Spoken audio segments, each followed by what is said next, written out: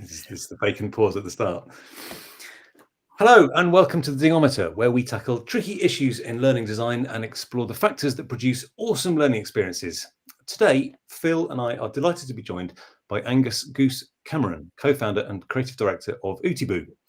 I'm going to try and give a short summary here, which we'll come to and elaborate on in just a second. But Ootiboo is an organisation that provides creative projects for schools and families for free. And this is based on the belief that creativity should be fully inclusive and available to all, and a commitment to promoting mental health, well-being and personal development via creativity. So lots to unpack here. But Phil, very warm welcome to you both and to this discussion on designing playful, memorable learning. Thank you. We're going to get into the specifics of how you do this, Goose, during the discussion. But before we go any further, I'd like to come to you and ask if you could elaborate on that very brief summary of what Ootiboo is. So what is Ootiboo and how did it all start? In many respects, we see ourselves as a creative learning organisation, and we provide creative learning, but the argument is that we're probably learning as much as we are providing. And I think that allowing that the sector is evolving and changing rapidly, and there are a growing number of challenges. I think that being flexible and agile in this world is hugely important, especially taking the chaos of the world that we're in a more general sense in that way. But I think for us, it was a way that we wanted to have impact with the younger generation where we can plant seeds. And for me, it comes back to when I was 7 years old and I went to see the original Star Wars film in the cinema, and I walked out and I turned to my mum and said, "That's what I want to do." And I spent my youth running around with a camera, persuading my friends to do some very bad acting, did corporate films and various things. And by the time I finished school, I went straight into the film industry, and I spent 30 years doing that. Wow. Okay. And so that sort of spark, that moment became a passion. That passion became a career.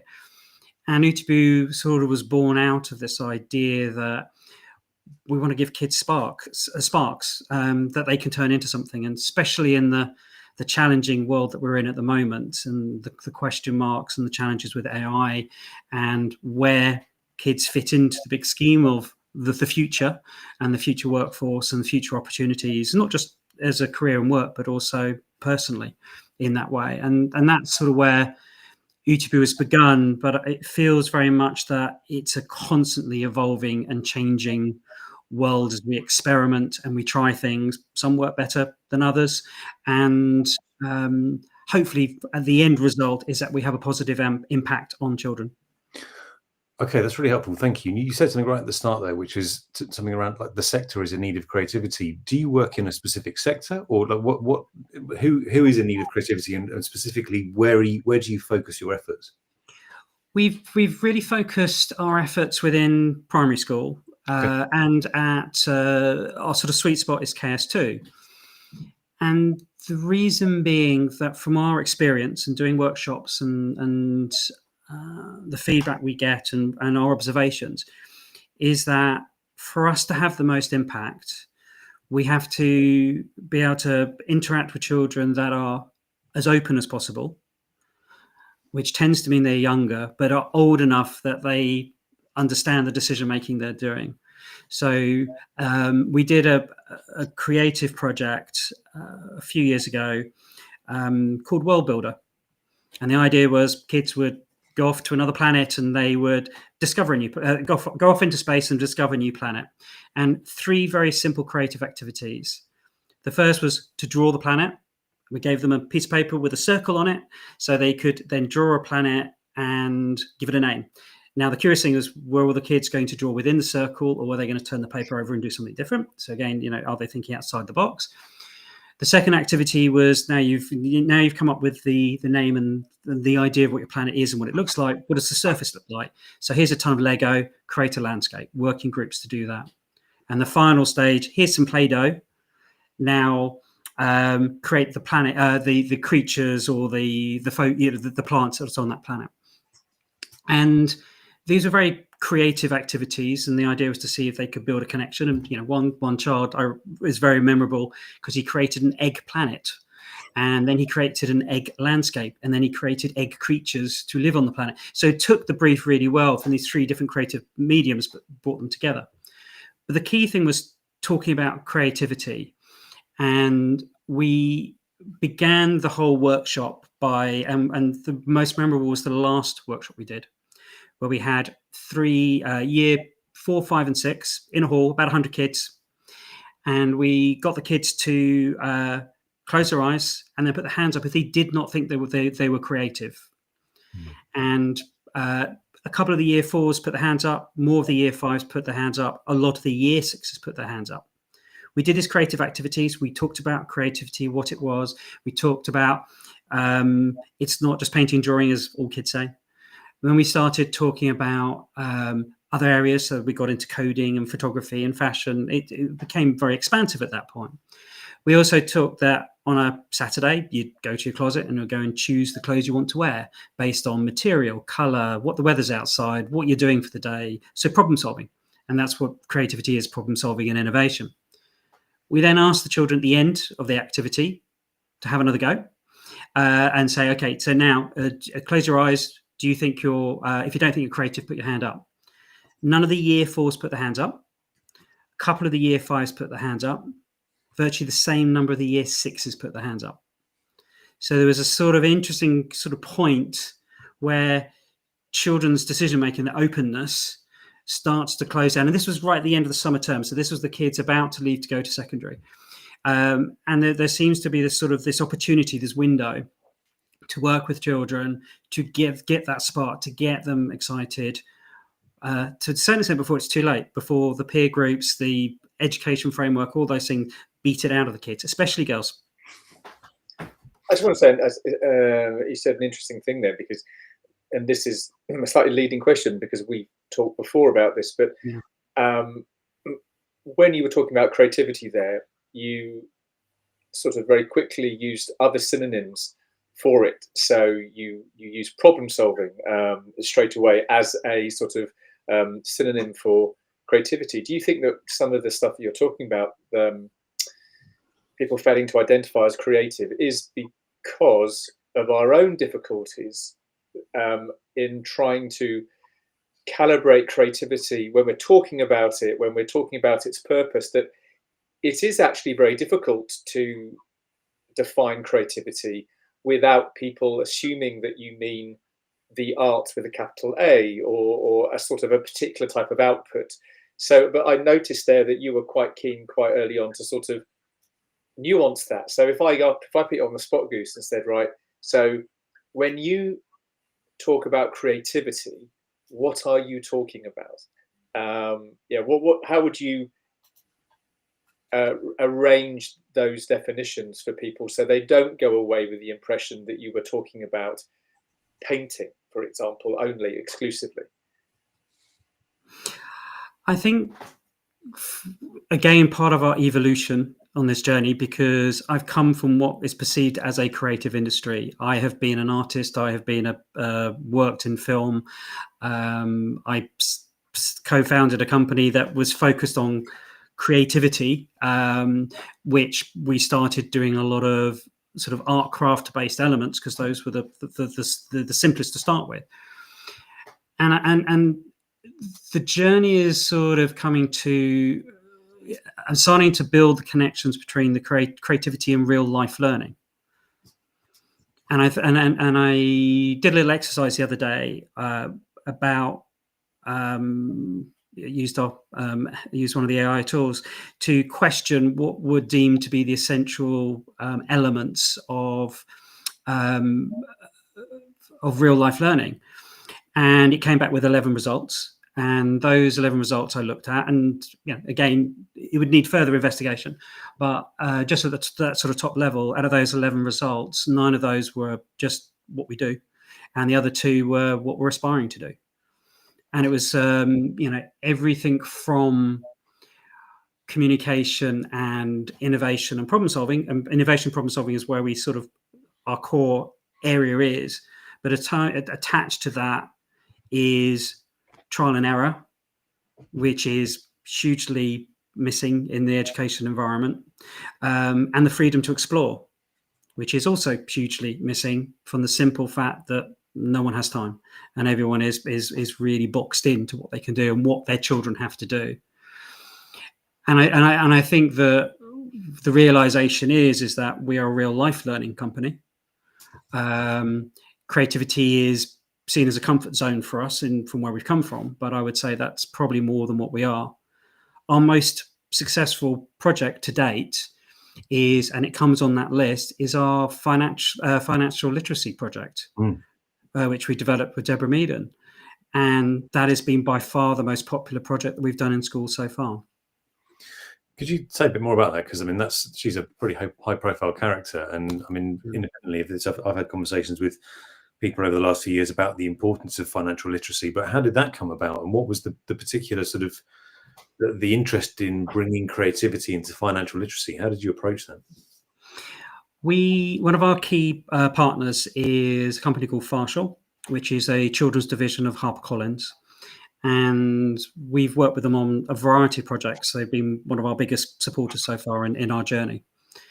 And they developed a range of books called Little Experts, and one of those with different experts, from James May and Marvelous Machines to Dr. Ronks and Learning About the Body, and then Deborah Meaden and Financial Literacy. And that was by far one of the most successful titles. And we were challenged to come up with a project based around her book for primary school age children. And we came up with an activity-based workshop that we delivered into schools, where we explored the value of money, then about need versus want and spend versus save. So those sort of the core elements. And then we looked at how we could use storytelling and the arts and fun, simple activities that would engage children, including a market activity where the children are both customers and then stallholders. And how do they attract people to their stores? How do they, using change, how do they buy items? Each stall is either a need or a want. So, for example, a stall could be technology, but another stall could be energy. So a child will go to the technology stall, naturally will gravitate towards that and buy a technology item. But did they go to the energy stall? Because if without that, they can't charge their device. So a lot of cause and effect as part of that.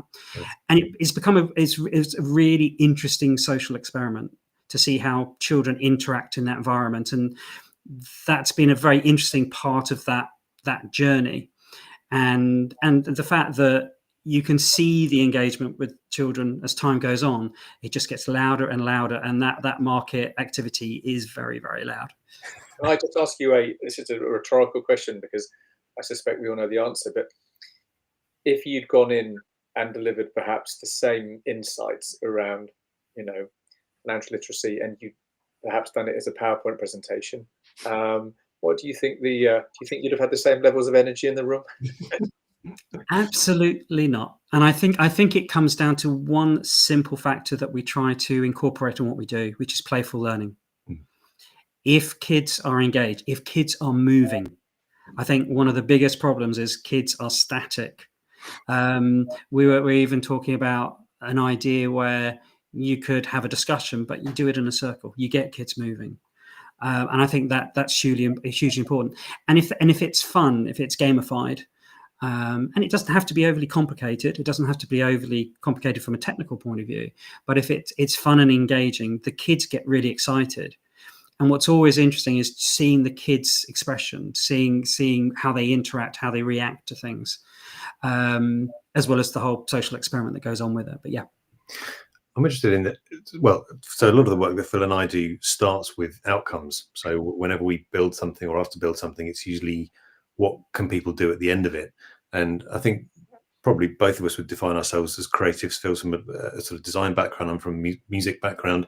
But creativity is a huge subject. It's got many definitions. So what sort of creative attributes, if you like, in inverted commas, very broadly, do you hope kids leave your workshops with? Do you have a sort of a series of outcomes that you're hoping to get them to through these workshops? Like, what do you want them to be able to do differently at the end? One level, we want kids to walk away for something that's memorable. So there's something that they can take away that has an intrinsic value that, and we've had when we go back into schools, you know, a year later, 2 years later, oh yeah, you the guys that yeah, we did this project with, which is really encouraging, because there's so much information that is thrown at children all the time. It's you know, what sticks in that way. So I think that is really important. I think where, and again, part of our learning process is the types of projects we develop, and the opportunity where you can have more deeper impact, where you can create those sparks. And that's what we're learning at the moment, is what are the sparks that we can create that a child will take forward. The example would be, we did a project called My Imaginary Worlds, and this was with Canterbury Christ Church University.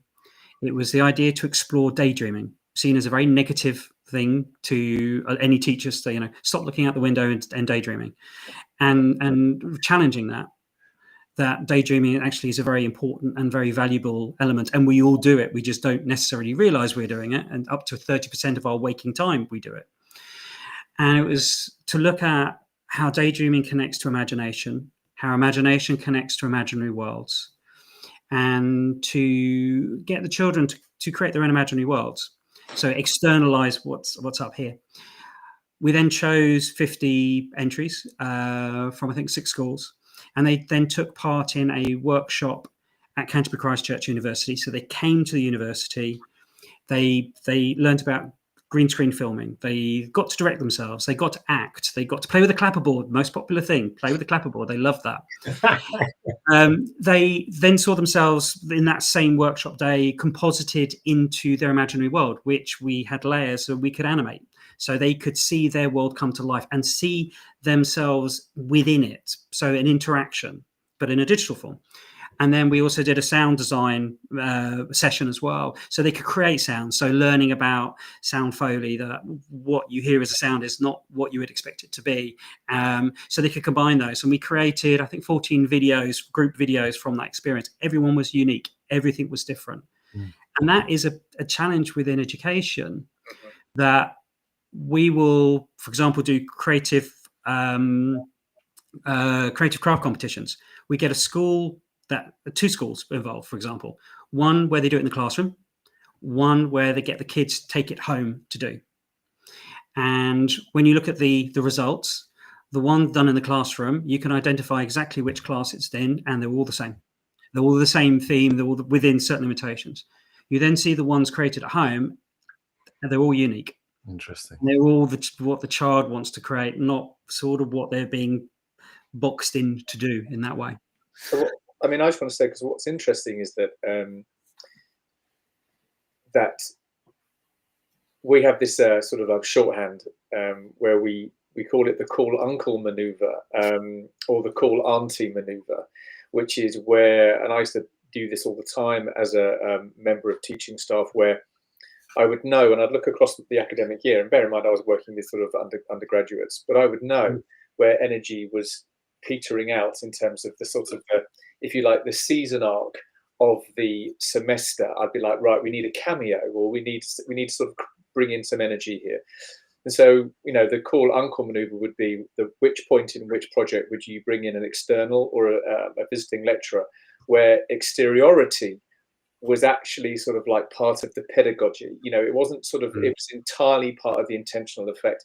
And I just want to sort of reflect to you that, do you think that, well, there's 2 questions here actually, Goose. The first question is that you sound like that some of the provenance of the company and the provenance and your excitement for it is about mitigating things that aren't being done brilliantly or well, or have been kind of beaten out of kind of the curricula. So school is not serving all the children brilliantly, and that's where your call to action is. So one of my questions would be that if you had a magic wand, what would you be doing structurally to school to sort of produce the effects that you are coming in to kind of improve? But the second part of that is do you think that your actual exteriority, your difference, the fact that you are other and that you are coming in, is a big part, is not indivisible from the power of your workshops? You see what I mean? So it's like, what would you change to sort of give more of what you're doing? But also, do you need to be external to produce these kind of maximal effects in kids, do you think? Two questions. I'll try and remember both. We definitely find that there is value when we go into schools. So we do resources that are digital, and we do workshops, depending on the type of project and the funding. Our biggest impact is always when we go into schools. It's hard to get digital resources that schools will engage with, and that's an area that we are constantly questioning. Our Why Money Matters, we put out all the dates beginning of this year, and they went within 2 days, which allowing our biggest problem working with schools, and I think this would be reflective of any education organisation in the sector, is that schools are almost becoming impossible to communicate with and to engage with. They suffer from the 3 core elements that we try to address, which is no time, no money, no resource. But also they are totally overwhelmed by information, a lack of staff. Some schools I've been talking to, at best they have a 60% attendance of staff, and most staff are now doubling up or tripling up, and there is no time. So I think if there's ultimately a change, and I truly believe there is a fundamental change that is needed in education, and I'm coming at this from an outside perspective, looking in. I'm not an educator, as in I haven't been through the education process in its traditional sense, but I'm coming at it from someone that's had a successful career, coming from a different perspective, that is seen what is happening in the impact of kids. And I have kids of my own, and there's plenty of experiences there that I can draw upon. But I feel that fundamentally that the world is changing so quickly. The education system is going to struggle to keep up.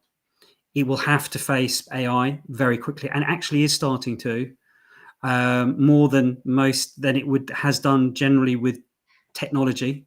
I think because potentially AI will radically change the world. The question, and it will obviously, but also it radically change education. The question is, how is it going to change it? And can it be used as a force for good? And who is steering it to ensure that? And big tech companies aren't necessarily the best people to be doing that. That's a very good point. And I think it's interesting because we're in a similar space in terms of doing a lot of work with AI, but we've had to very quickly develop a method, and I'm interested in your method, particularly around this. So the subtitle of this discussion was designing playful, memorable learning, and you've said a little bit about why making memorable learning is important. But I'm interested in your method. So when Phil and I start, we have these sort of 6 key attributes, and the first is empathy. So it always starts with empathy. Who are you designing for? Yeah. What's your method? Because when you get a new project, where do you start? Like, how do you begin? You've got all these projects, but what's the process that you go through, and where does it begin? I think our process is relatively freeform. I think what is useful is that within our team we have educators and we have creatives. So we're coming at it from 2 different angles and seeing where we meet in the middle. The educators ensure relevance and ensure that we have the hooks that will engage with school. Now that doesn't always work, and one of our team especially is sometimes surprised and shocked where there isn't engagement on some of the elements that we produced. But again, it comes down to how to get through the noise to get to the people to I think from our point of view, a lot of it's coming off what we're seeing that does work and doesn't work, and I think that does form a lot of our approach. We always question ourselves. We're going through a massive reflection process at the moment. We are questioning everything about ourselves, and I think this will never stop, and it has to reflect the world we're in. We've got to continue to do that. But I think from our point of view, there are the core elements, which are, how do we actively engage the children in activities that they see as fun? I think that is really important. How do we bring education and learning in a way that it is almost secondary to the process, because then it happens more naturally almost through osmosis, rather than it's saying someone standing there and telling you what to do. Yeah.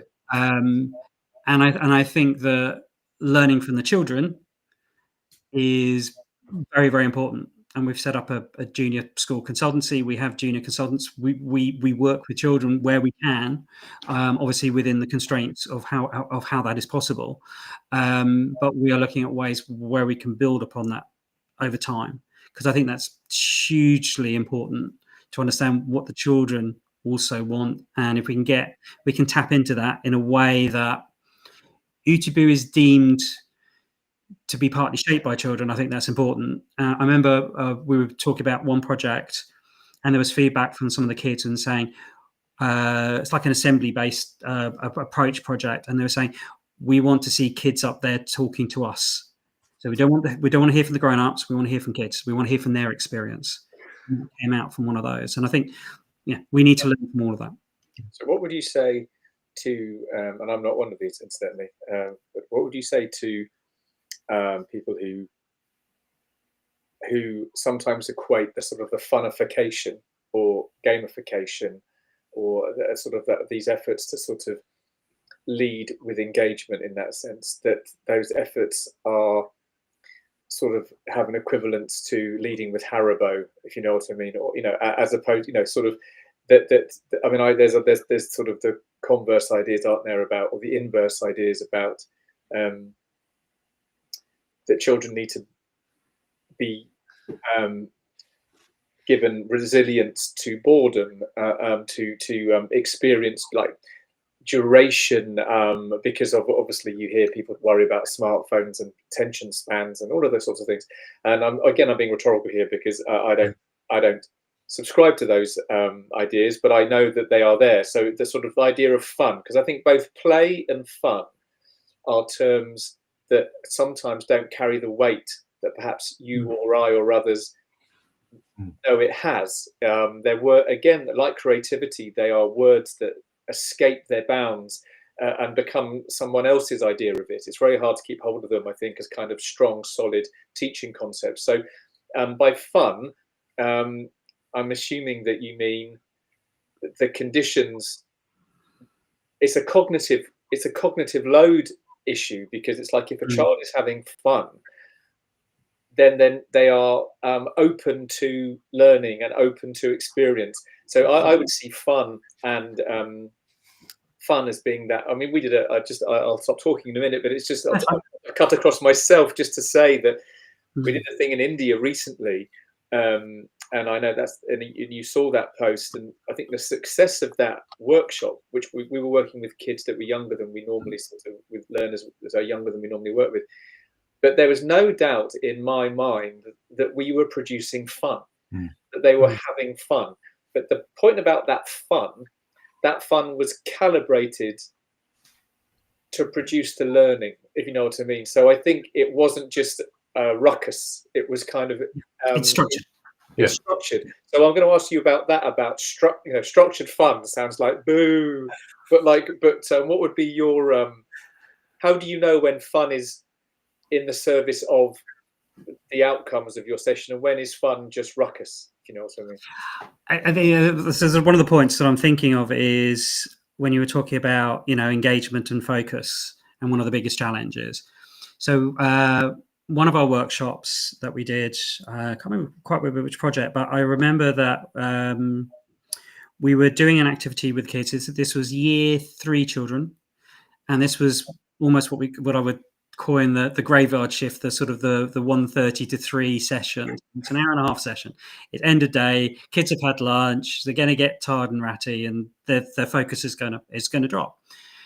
And around about 5 to 3, just before the session ended, one of the teachers came up to me and said, "Wow." And I went, "Sorry." And he said, and said, "Look." And I went, "Okay, yeah." And he said, "Every single child's got their head down. Every single child's focused on what they're creating. No one's getting up and running around. Everyone is focused." I had another teacher. We did a workshop, and we sort of coined it sort of the toilet break metric, where we finished the workshop and teacher said, "Wow, not one child asked to go to the toilet in that period." And they'd done it at some other workshop the other week, and I think 10 of them had gone to the toilet. So hopefully we're doing something right as part of that process. I think it's about engagement. So be it fun, be it play, be it whatever it is, it's about how to engage children. And my example would be my own daughters, live out in Australia. They, at the age of 15, both of them dropped out of school. School wasn't for them at all. It just didn't gel. One of my twins decided going to go become a hairdresser and did an apprentice. At the age of 18, had trained up, so practical, vocational, a purpose. And this is a big question mark about a lot of education. Kids are taught a lot of stuff that is irrelevant, in my opinion, in that way of real life experience and preparing kids in that way. Everyone's got this that holds any information that you want. It's how you use it, how you create it, how you work with it. But she trained to be a hairdresser, started practicing, and then decided that she wanted to set up her own salon. And at the age of 18, she did that, and she is now doing so well a year later, and she's made a success of that and is now looking to bring on people. She's going to start to employ people at the age of 18. My other daughter went into working in the care sector in Australia, and I think very early on she was there. I think it's a care home, and very difficult job, and for a young girl, she had her first death with someone dying in her arms at the age of 17. I mean, that's quite something to deal with. But she, from that experience, she got this love, wanted to become a nurse. So she did. She went back to study because she wanted to, on the ground, on her own basis, on her own idea, on her own volition, and she got the grade, and then she has just recently been enrolled into a 3-year university course to become, for a nursing course, because she wants to do it. And I think you need to find the connection of what people want to do in the world, what kids want to do in the world. And, some of them won't have a clue, but a lot will. And how can you help that? How can you nurture that? How can you use the learning to engage them, or at least to start to discover where they may like to go? Not saying that everyone has to have that answer when they are 8, 9, 10 years old. I did at the age of 7, but I think it's giving the opportunity for any background, especially those with socioeconomic challenges, that we work with a lot of schools in deprived areas. Dover is a very deprived area, and I remember talking to a friend who's one of the teachers. They said, "Oh yeah, being out on the playground, and there were fights on the playground as the kids were being picked up by the mums. The mums are fighting, and what message does that send to the kids?" And his whole goal was, what can I do to help kids break the cycle of this cycle of existing on the social benefit system of living a certain way, and show there's more than that in the world. And that was quite inspirational. That was one of the inspirations we had very early on. What can we do that is open to anybody? And that's why we try to make things as inclusive as possible. Well, you talked, mentioned AI and sort of the idea of how might we schools prepare young people for a world where AI is sort of on the phone, and sort of it's changing the jobs and all that kind of stuff. And Tony and I have done a lot of thinking around this, and not in some, I don't think, serene Buddhist sense, but because we've had to think about it, perhaps as you've had to think about it, which is like, Christ, this is happening now, and it's not really a tech issue at all. It's and this is the classic thing. It's the same as COVID. These things come dressed as expressions of technology often, and actually they're deeper and more existential questions. And they're always about what we value and what we don't, and what's important and what's irreducible, and all of those things.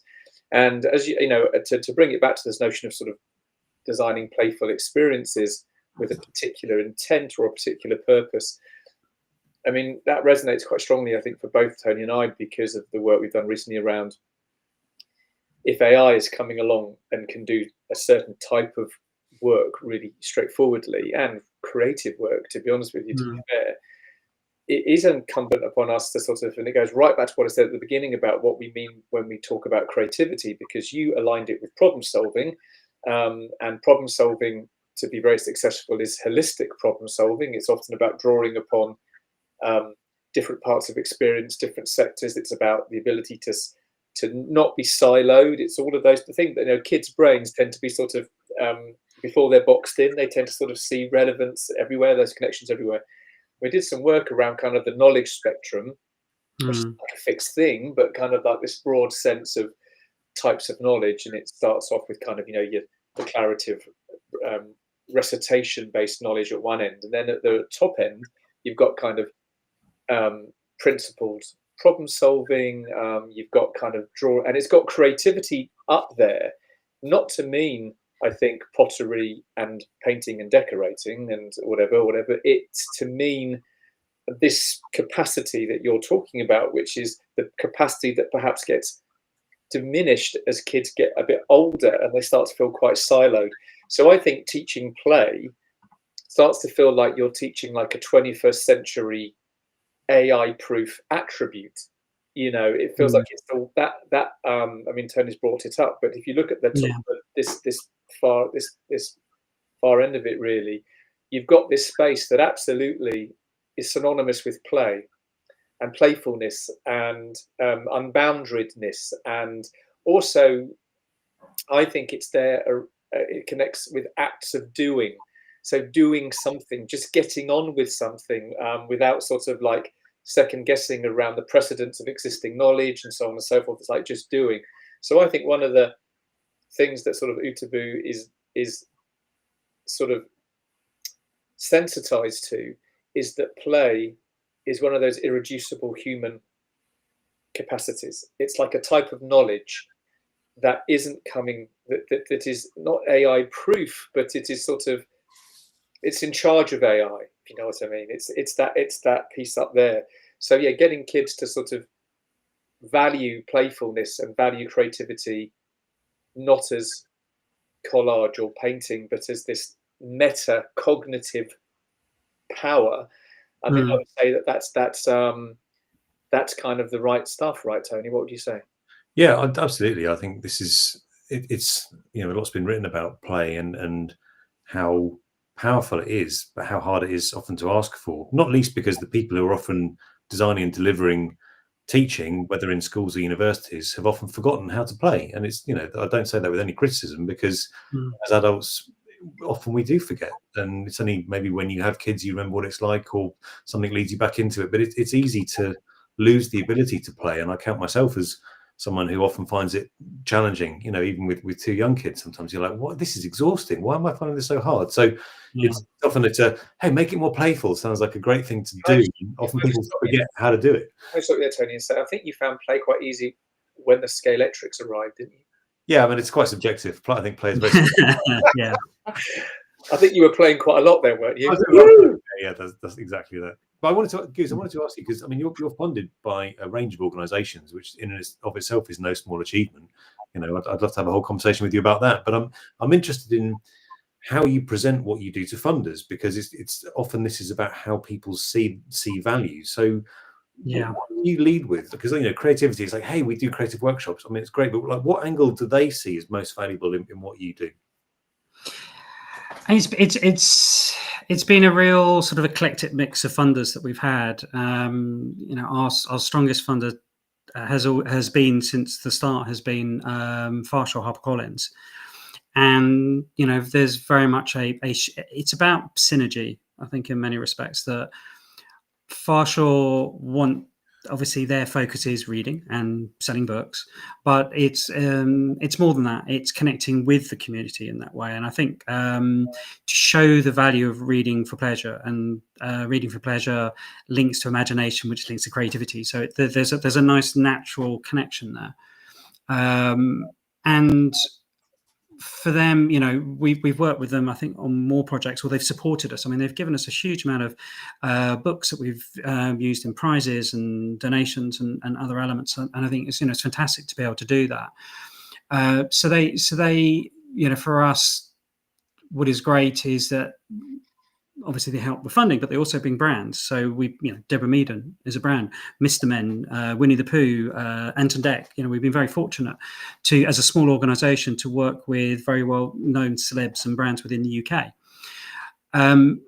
With our financial learning, we've had CSR funding from an independent bank. And that started out back in 2023, and we provided our impact report, and they came back and funded it for 2024, which was fantastic. Not necessarily what we were expecting, but it was really good. So we were obviously having impact. We sent an impact report at the end of 2024, and they've ended up funding it for 2025, which is really interesting, because normally you tick a CSR box and you move on. Yeah. But they've seen sort of more longevity and value, hopefully, within that process. We've done a project with public health at Bexley Council to tackle what is a very challenging subject matter of healthy eating and obesity in kids. And Bexley has one of the worst rates in the UK. And it was like, how do you deliver a project? Originally, they were going to do leaflets, and we said we could do something a lot more interesting. So we developed some workshops, but we used storytelling as the deflection. So we were able to leverage our relationship with HarperCollins to use some book characters that we could then use to help the storytelling to deflect that subject matter for kids. So everything's sort of interconnected. We're sort of getting various different parts into different areas, because I think, as you mentioned earlier, that creativity is this wide umbrella. In some ways, that's great. That gives us so much freedom and flexibility, but it also can become confusing. And it's, are you this, are you not? We've gone in and delivered some of the financial workshops and the schools, and they've said, oh, you're the financial learning people. It's like, no, not with this part of it. Hence why this sort of real life learning may be a better fit in that respect, and tackle some of those issues, as you were saying, about perception of creativity. It's very interesting to hear you use that, this is where some of our discussions began sort of prior to this, around trying to find the linguistic code that tells the truth of what you do. And I think it's hard. And so we lean heavily on scenario-based learning. And then the reason why we lean heavily on scenario-based learning is, I think, because of the effects it produces in learners, is for us something that gets closest to the effect you want all learning to produce. So it's not like, hey, you're the scenario-based learning people. It's like, well, no. If you're trying to produce an effect, if you're trying to move the needle, then scenario-based learning is something that we have sort of in terms of our sort of internal audits as a, experience and what we've done. It's like, yeah, that's doing it. And in a way, what you have to be careful of, and this is exactly what you spoke to, is that, oh, you're the scenario-based learning people. It's like, well, actually, no. What we're saying is it's like, what is the effect? We are what is the effect you're trying to produce in your learners, people? And if you can identify that, then you say, well, I think just as you said, the difference between leaflets around childhood obesity and a story-driven workshop, I mean, it's a no-brainer, right? In terms of one of those things is more likely to produce the conditions for change and for reflection than another one, but contextualizing learning, de-abstractifying, call it whatever you like, but in the end, that is the business that we're in. And I think what's very interesting about it is that there are so many words and so many strategies that, if you molded them together, shine a light on the fact that abstracted learning doesn't work. So it's like, well, why is there so much of that then? Why is knowledge so often presented in this way, when lots of people in lots of different ways, and using perhaps different synonyms, have all got the evidence trail to suggest that what learners really like and what really works is when you put it in a scenario that they recognize and that they can engage with and that they're having fun with. I find that very fascinating. It's like, all the word salad aside, it seems to be diagnosing a similar problem, which is that abstract knowledge served up in a particular way isn't knowledge, it's information or something. So we are absolutely everybody is drowning in information. So it's a case of, how do you strip that down in such a way that you can get the value across without just overloading everybody in that process. And I think that's going to be really important going forwards as well. Yeah. It's interesting, and that point reminds me of just a couple of little anecdotes that I wanted to present to you to ask your opinion. So Phil mentioned we were out in recently. We met through one of those workshops. We met. She was quite a senior leader, and she worked formerly for IBM. And she shared how she often actively sought out kids who'd struggled in school because they often had the creative attributes that she was looking for in a business environment, but they weren't often present in high-performing graduates. And then I also, several years ago, got involved with a school over in Medway. It was sort of an alternative startup school based on a methodology called Lumiar. But they actively involved kids in solving real business problems. So they'd invite Land Rover in, for example, and say, right, here's a live brief, like they need a new windscreen wiper. And all these kids would work on it. And often these ideas would get, taken up and implemented because they were brilliant. And these kids had the ability to think outside of the traditional constraints.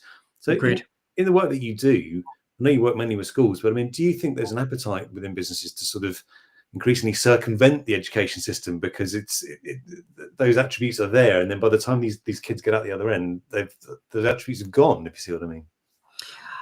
I think the relationship between industry and the younger generation is a curious one. Industry complains all the time that there isn't the skilled talent out there in any industry. And I remember talking, obviously I worked in visual effects. I'd worked with my old boss many, many years ago, and I remember having a conversation with him a few years back, and that's probably around about 30 or 25 odd years since we started. And the conversation was surprisingly very similar, which was, things are going okay. It's, we keep growing. We can't find the talent. Yeah. And it's the same conversation we had 25 years ago when I worked with him, heading up the department and saying we couldn't find the talent. So the problem hasn't gone away. And I think part of the problem is that industry generally looks very short-sightedly. It will target 16, 17-year-olds generally to say, hey, we're great. You should consider us as a future career path. And my argument is, and I remember having a conversation with the head of HR for HarperCollins a while back. It's like, we really need to start to look younger. We really need to sort of build those foundation stones from a much younger age. And I think that's what I think is really important. And the more conversation we have, the more people start to get that, is that industry has no choice but to invest in education because governments won't be able to the level of what is needed. And I think that the technology and other elements industry can bring into education to support that. Why does education exist? Education existed on the basis of feeding industry. That's where it all began. So on that basis, then,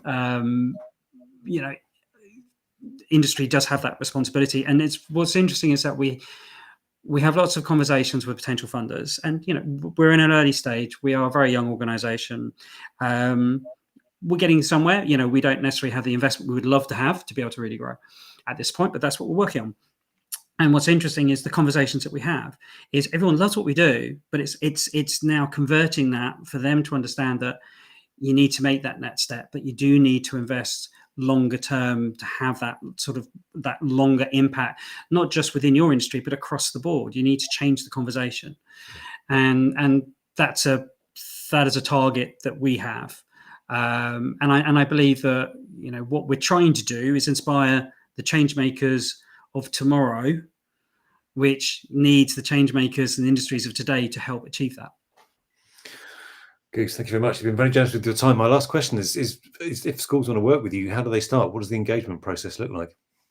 As I say, everything we do is free. It's very easy for a school to sign up, so they just need to go to ootiboo.com, and there's a very, very simple sign-up process and access to the resources that we have and the opportunities and workshops as they come up. Okay, amazing. Thank you very much. I will certainly be looking into that with my school. Just taken on role of chair of the PTA, so you'll be getting an email from me quite soon. Brilliant, excellent, good to hear. Goose, thanks so much. There was loads of useful stuff in there. I'm really looking forward to watching that back and pulling out some key points. Both there's some big picture stuff and some very practical things around fun and play and how we design effective learning experiences. So thank you, Goose. Thank you, Phil, and thank you for those if you're watching live or watching the recording.